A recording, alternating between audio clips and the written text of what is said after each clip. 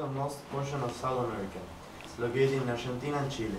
It extends from the Andes Mountains in the west and south to the Platon and Low the Plains in the east. Chubut is a province in the Patagonian region and Rawson is its capital city. Trelew is a city with a population of more than 90,000. The city has a small commercial center. The Ceylon St. David is a replica of St. David's Cathedral, Pembrokeshire.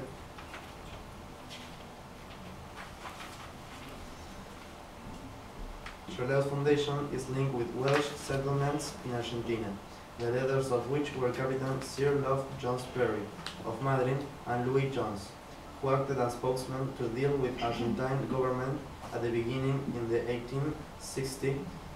The town was named Trelew in honor of Louis Jones, meaning town in Welsh, and Lew being an apocope of Louis.